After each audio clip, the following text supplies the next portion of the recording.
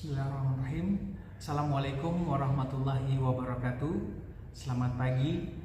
Om Swastiastu, Namo Buddhaya, salam kebajikan, salam sehat. Perkenalkan, nama saya Fadli Husain, SSI MSI dengan NIP 198805312019021001. Saya adalah dosen tetap pada program studi Diploma 3 Farmasi, jurusan Farmasi, Poltekkes Kemenkes Gorontalo.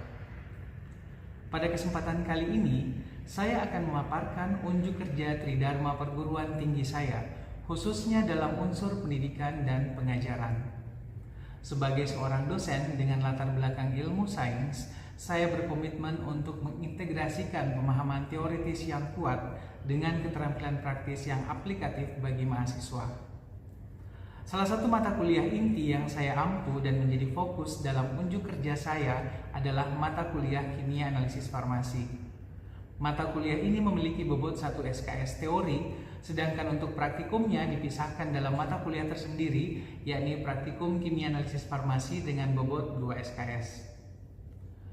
Dalam proses pembelajaran mata kuliah ini, saya menerapkan pendekatan Student Centered Learning dengan metode DIA, yakni Delivery, Interaction, dan Assessment. Melalui integrasi teori dan praktek, saya berharap dapat mencetak lulusan yang tidak hanya unggul secara akademis, tetapi juga kompeten, teliti, dan siap bersaing di dunia kerja maupun di dunia industri kesehatan. Adapun CPL Prodi yang dibebankan pada mata kuliah ini adalah sebagai berikut. Yang pertama, CPL 4 dengan bobot 40%. yakni lulusan mampu memilih bahan obat dan kosmetik untuk meningkatkan kesehatan dilandasi dengan tanggung jawab profesional. Kemudian yang selanjutnya adalah CPL 5 dengan bobot 40%, di mana lulusan mampu melakukan pekerjaan produksi sediaan farmasi mengacu pada pedoman cara pembuatan sesuai SOP dan ketelitian. Dan selanjutnya yaitu CPL 7 dengan bobot 20%, di mana lulusan mampu menyusun laporan pekerjaan kefarmasian sesuai dengan standar yang telah ditetapkan. Adapun capaian pembelajaran mata kuliah atau CPMK terdiri dari CPMK 1, yakni mahasiswa mampu memahami dan menjelaskan konsep-konsep dasar ilmu kimia farmasi. Kemudian CPMK 2, mahasiswa mampu memahami dan melakukan identifikasi golongan senyawa obat. Dan CPMK 3, mahasiswa memahami dan mampu melakukan analisa kualitatif dan kuantitatif senyawa obat. Selanjutnya, deskripsi singkat mata kuliah ini, yakni dalam mata kuliah Kimia Analisis Farmasi, mahasiswa akan mempelajari berbagai materi yang berisi pengenalan alat laboratorium, cara penimbangan, tanda dan label, membuat larutan, konsentrasi, sifat kognitif larutan, kemudian titrasi asam dan basa, yakni titrasi asidi alkali, dan melakukan penentuan kadar obat dengan instrumen. Materi pembelajaran terdiri dari yang pertama, pengantar kimia analisis farmasi, kemudian ada konsep dasar kimia farmasi, identifikasi kualitatif dan kuantitatif secara konvensional dan modern. Kemudian materi pembelajaran selanjutnya yaitu identifikasi senyawa golongan asam dan alkohol. Selanjutnya adalah identifikasi senyawa golongan karbohidrat. Selanjutnya identifikasi senyawa golongan alkaloid santin. Kemudian identifikasi senyawa golongan pirazolon dan anilin. Kemudian identifikasi senyawa golongan sulfonamid. Selanjutnya melakukan titrasi asam dan basa. Kemudian titrasi reduksi oksidasi, kemudian titrasi pembentukan endapan, kemudian titrasi kompleksometri dan nitrimetri, dan penetapan kadar obat dengan metode instrumen yang diakhiri dengan penyusunan laporan akhir baik itu praktikum maupun di mata kuliah praktikum dan analisis data. Bapak Ibu sekalian, selanjutnya saya akan menampilkan cuplikan pengajaran salah satu materi pembelajaran untuk PDD UKT PT saya. Selamat menyaksikan. Bismillahirrahmanirrahim. Assalamualaikum warahmatullahi wabarakatuh. Waalaikumsalam warahmatullahi wabarakatuh. Selamat pagi, salam sehat untuk kita semua. Oke, baik adik sekalian. Hari ini kita mata kuliah Kimia Analisis Farmasi ya. Jadi ini adalah pertemuan kedua kita setelah pekan lalu. Kemudian kita ada di sela jeda libur ya. Oke, jadi hari ini semuanya sudah siap untuk terima materi ya? Siap. Oke, baik. Sebelum saya memberikan materi, saya ingin mengulang kembali pertemuan kita yang pertama kemarin. Kita sudah membahas terkait RPS, kemudian kontrak perkuliahan. Ya, jadi adik-adik sudah tahu bahwa kita tepat jam 8 ya kalau untuk perkuliahan mata kuliah dengan saya. Baik, untuk pertemuan hari ini kita akan membahas terkait konsep dasar kimia analisis farmasi. Ya, jadi kimia analisis farmasi itu kenapa dia penting untuk dipelajari. Jadi ada beberapa hal yang bisa menjadi concern kita atau bahan pemikiran atau pertimbangan kita, yaitu yang pertama adalah semakin banyak produk berbahan kimia yang dipergunakan dan diperkenalkan atau dikonsumsi dan diproduksi dan digunakan oleh masyarakat. Jadi kita harus paham bahwa produk-produk yang digunakan oleh manusia itu dia harus bisa kita tentukan atau kita bisa harus pastikan keamanannya. Ya, kemudian yang kedua adalah dalam rangka menjaga kualitas dan keamanan penggunaan produk tersebut, maka analisis kimia mutlak untuk dilakukan. Ya, jadi semua produk yang digunakan oleh manusia itu harus kita pastikan keamanannya. Maka kita perlu lakukan analisis. Kenapa? Karena produk-produk itu pada dasarnya itu punya bahan kimia di dalamnya.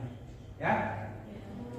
Kemudian ini adalah aplikasi ilmu kimia analisis atau kimia analitik ya. Jadi kimia analisis itu atau kimia analitik itu bisa kita aplikasikan di dalam kimia lingkungan, kemudian di kedokteran, kemudian di pertanian, di kimia klinik, kemudian tentu saja di dunia farmasi, industri dan lain sebagainya.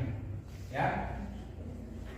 Kemudian setelah itu kita akan bahas terkait kimia analisis, yang dimana kimia analisis ini dia merupakan cabang ilmu kimia yang mempelajari tentang pemisahan, identifikasi, dan kuantifikasi komponen kimia dalam bahan alam maupun bahan buatan.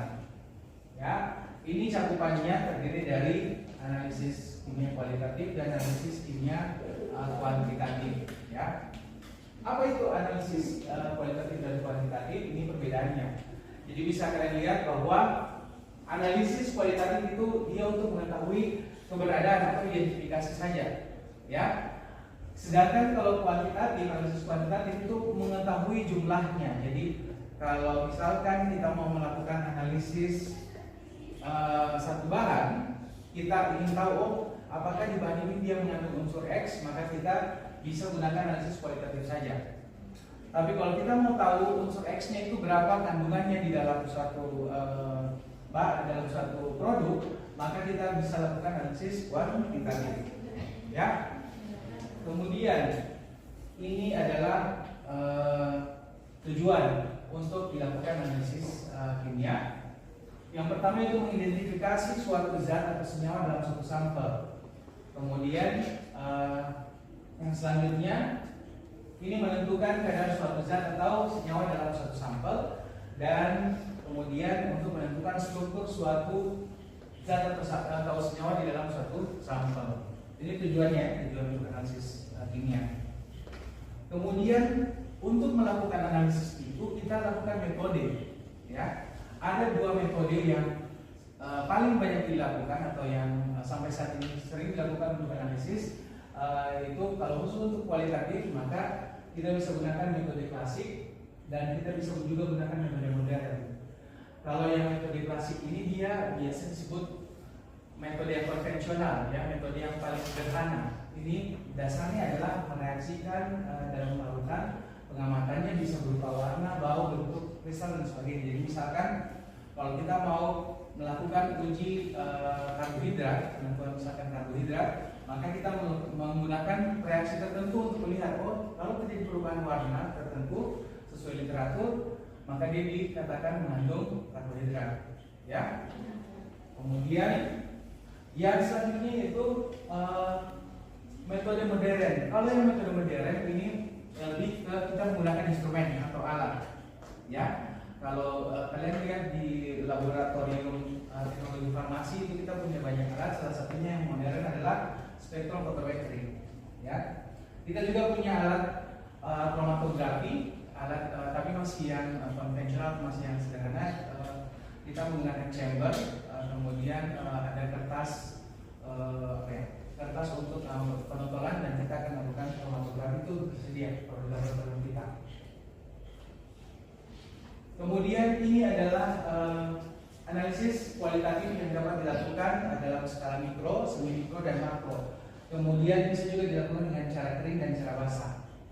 Ini adalah cara pengenalannya ya. Jadi kalau kalian lihat cara pengenalan ini bisa kita lihat dari warna, bau, atau bentuk kristalnya. Kemudian itu kalau kita langsung bisa diamati ya. Tetapi kalau yang contohnya seperti titik didih, titik leleh, indeks bias, ini cara pengenalan secara fisik. Dia tidak bisa kita langsung amati, tetapi bisa kita ukur ya. Jadi titik didih itu kalian bisa lihat tidak? Titik didih bisa dilihat tidak? Tidak kan? Ya. Jadi titik didih, misalkan kalian pernah memanaskan air? Pernah? Air itu pertama dipanaskan dia biasa saja kan? Lama-kelamaan muncul buih-buih di dasarnya, kemudian akan muncul apa? Uap. Muncul kayak gelembung-gelembung gitu kan? Kemudian lama-kelamaan dia akan semakin keras, semakin banyak gelembungnya, dan akhirnya itu dikatakan sudah mendidih. Kalau dikatakan sudah mendidih, berarti dia sudah mencapai titik didihnya. Bisa ya? Nah, itu bisa kalian sifat fisik menentukan titik didih itu kalian tidak bisa tentukan misalnya titik didihnya ini sudah berapa, tidak bisa. Jadi harus menggunakan namanya alat ukur. Oke? Begitu juga titik leleh dan indeks bias. Kemudian ini kita bisa juga reaksikan dengan zat yang lain. Ya, jadi misalkan jika satu unsur A kita reaksikan dengan unsur B, akan muncul endapan, atau akan muncul gas, atau akan muncul kompleks yang berwarna, atau terjadi perubahan warna. Itu semua nanti akan kita lebih mendalami di praktikum nanti, ya. Kemudian ini adalah tahapan-tahapan dalam analisis kualitatif. Jadi analisis tadi ada berapa? Ada dua kan? Yang kualitatif dan kuantitatif. Oke. Kemudian, nah ini tahapan yang pertama dalam tahapan analisis kualitatif itu adalah pengambilan sampel atau namanya sampling. Kemudian tahapan yang kedua, kita rubah analitnya menjadi bentuk yang dapat diidentifikasi. Kalau tadinya bentuknya tablet, misalkan kita mau identifikasi tablet paracetamol, maka yang dari bentukannya tablet itu kita harus hancurkan terlebih dahulu. Kita gerus sampai dia bentuknya menjadi lebih halus, ya.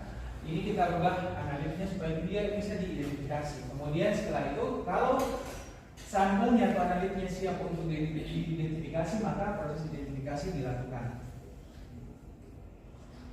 Kemudian analisis setelah identifikasi pasti akan kita dapat datanya. Ini adalah contoh identifikasi kualitatif senyawa ya. Ini yang tadi saya katakan. Kalau kita mau lakukan kromatografi, ya kita bisa ini kromatografi lapis tipis. Jadi kita menggunakan kertas, ya. Ini adalah kertas yang ada silika di atasnya. Kemudian ada sampel yang kita totolkan. Ini adalah penotolnya. Kita totolkan, kemudian kita gerakan menggunakan LWN. Kemudian kalau ini contohnya, kalau kita mau uji nyala namanya, ya, jadi misalkan satu senyawa atau satu bahan kita celupkan ke dalam ke dalam, misalkan ini ada satu alat, kita celupkan senyawa di sini, kemudian kalau kita bakar nyala apinya menjadi warna hijau, kemudian kita cari di literatur, oh ternyata kalau senyawa A dibakar dan dia berubah apinya menjadi warna hijau, berarti dia positif mengandung, misalkan positif mengandung unsur halogen atau unsur logam, misalkan contoh ya. Nanti kita di praktikum akan kita lebih pelajari. Kemudian ini adalah analisis kuantitatif. Kalau kuantitatif itu kita bisa bedakan, ada yang metode klasik, kemudian ada yang metode modern, ya. Nah, kalau yang klasik tadi, ini contohnya atau dia terdiri dari analisis gravimetri dan volumetri. Nanti ini analisis ini akan kita bahas di pertemuan selanjutnya, jadi akan lebih spesifik. Kita akan membahas gravimetri, kemudian ada yang volumetri. Jadi ada misalkan kita lakukan analisis termomanometri, nitrimetri dan sebagainya, ya. Jadi untuk saat ini kita secara umum terlebih dahulu. Ini adalah analisis menggunakan instrumen modern. Jadi kalau di laboratorium kita di jurusan farmasi Poltekkes Kemenkes Gorontalo itu kita sudah punya spektrofotometri UV-Vis yang double beam. Double beam itu artinya dia punya dua, kalau single beam itu dia hanya satu panjang gelombang. Kalau yang double beam dia bisa sampai dua panjang gelombang. Jadi dia lebih panjang range panjang gelombang yang bisa dideteksi. Jadi makanya harganya yang single beam dan yang double beam itu lebih mahal yang double beam, ya. Jadi kalau kita punya di laboratorium teknologi farmasi, kita punya spektro yang double beam. Kemudian ini adalah pemilihan metode analisis didasarkan pada hal ini. Jadi untuk yang pertama itu pemilihan metode analisis itu mengetahui tujuan analisisnya dulu, kemudian kita mengetahui jumlah sampel yang tersedia, kemudian kita mengetahui sifat-sifat kimia analit yang diteliti, kemudian kemungkinan gangguan dan komponen lain yang terdapat di dalam cuplikan, kemudian ada daerah konsentrasi yang diperlukan, kemudian ketepatan yang diperlukan, waktu yang dibutuhkan, dan fasilitas laboratorium yang tersedia. Jadi untuk memilih satu metode analisis ini kita harus mempertimbangkan hal ini, ya. Kemudian kalau yang untuk analisis kuantitatif ini dia terdiri dari ada yang makro, semi mikro, mikro, ultra mikro, ya. Kemudian ini kalau kita bagi analis informasi, analisis yang diberikan berdasarkan informasi yang diberikan, ini ada macam analisis, ada analisis proksimal, kemudian ada analisis parsial, kemudian ada analisis konstituen runutan, dan ada analisis lengkap, ya.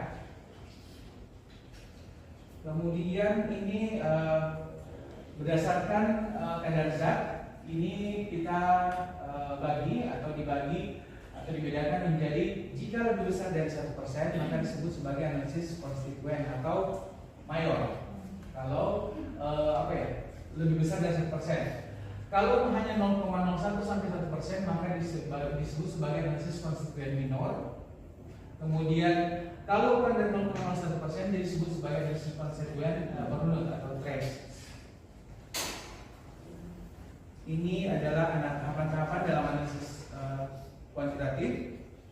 Jadi dimulai dari pengambilan sampel, kita ambil sampel, kemudian kita ubah tadi yang saya jelaskan dari yang bentuknya susah untuk dianalisis diubah menjadi yang mudah untuk dianalisis. Kemudian setelah kita ubah, kemudian kita ukur sesuai dengan apa tujuan kita. Kemudian setelah kita dapatkan datanya, kita lakukan perhitungan atau kita olah datanya. Kemudian data yang kita inginkan itu bisa terperoleh, ya. Kemudian ini adalah analit dengan sampel. Jadi kalau sampel itu adalah bagian dari objek yang memiliki populasi yang sama dengan karakteristik populasinya, sedangkan kalau analit itu adalah zat yang teramati atau zat yang teridentifikasi atau zat yang terukur, ya. Kemudian ini adalah contoh-contoh analisis. Misalkan contoh yang pertama itu penentuan kadar asam salisilat dengan mendapatkan dengan endapan tetraiodol fenilenaquinone yang dapat dipisahkan dan dapat ditimbang. Ini mungkin sudah contoh yang tingkat tinggi, ya. Jadi nanti kalau di praktikum di awal itu biasanya kita contoh melakukan analisis sederhana terlebih dahulu, dimulai dari analisis kualitatif. Misalkan kita akan identifikasi unsur-unsur logam, atau kita akan identifikasi kation dan anion, ya. Nanti itu akan kita uji cobakan di laboratorium. Oke, itu saja untuk pertemuan kita hari ini. Jadi saya berharap setelah kemarin kita menjelaskan atau mempelajari terkait kimia secara umum, hari ini saya bawa saudara untuk masuk ke kimia analisis farmasi. Jadi saya harap kalian sudah mulai ada sedikit gambaran terkait apa sih itu kimia analisis farmasi, ya. Silahkan kalau ada yang ingin bertanya atau yang ingin menggali lebih dalam, silakan. Iya. Iya, silakan. Silakan. Iya. Baik Pak, saya ingin bertanya, apa hubungan ilmu kimia dalam ilmu pertanian Pak? Oke, baik, terima kasih. Baik, terima kasih pertanyaan dari teman kalian. Tadi saya sudah sampaikan ya bahwa selain ilmu farmasi, kimia analisis itu juga dia punya beririsan ini. Ya, jadi pertanyaan teman kalian tadi bertanya terkait peranan kimia analisis farmasi di dunia pertanian, ya. Ya, baik. Kalau di dunia farmasi sudah jelas ya, karena kita bicara terkait obat, kemudian kita banyak juga membahas terkait bahan-bahan kimia di ilmu farmasi, walaupun kita bukan kimia murni, tetapi ilmu kimia sangat banyak diterapkan di ilmu farmasi, ya. Nah, itu sudah jelas. Kemudian kalau yang di pertanian itu kalian pernah lihat sawah? Nah, ya. Sawah itu apakah setelah ditanam, ini saya ambil contoh ya, setelah ditanam dia dibiarkan begitu saja, biarkan nanti dia akan tumbuh dengan sendirinya? Tidak ya. Jadi kita biasa petani memberikan apa? Pupuk, ya. Nah, pupuk itu isinya adalah bahan kimia, ya. Jadi pupuk itu tidak ada pupuk yang isinya hanya bukan bahan kimia, pasti ada bahan kimia di dalamnya, ya. Nah, karena dia berkenaan dengan bahan kimia di dunia pertanian sering menggunakan pupuk, misalkan contoh salah satunya ya, maka ilmu kimia analisis farmasi harus betul-betul dipahami atau diterapkan di selain farmasi juga di bidang ilmu pertanian, ya, supaya bahwa bahan kimia yang digunakan ini dia masih dalam tahapan atau dalam taraf yang aman diberikan ke misalkan ke padi yang ada di sawah, karena nanti pada saat padi itu tumbuh dia muncul nanti calon-calon beras yang bulir-bulirnya itu dia pasti akan menyerap bahan kimia dari pupuk itu sendiri, ya. Jadi makanya harus betul-betul dikontrol, jangan sampai dia berlebihan. Ya, itu salah satu hubungannya. Ada yang lain lagi? Silakan. Ya, silakan.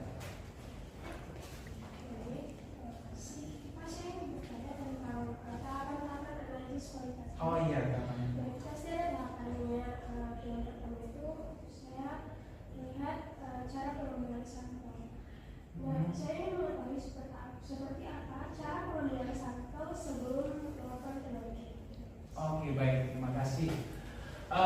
Untuk analisis baik itu kualitatif maupun kuantitatif, pengambilan sampel itu dia tergantung ya. Misalkan kalian ingin menguji misalkan di air minum ini, ya.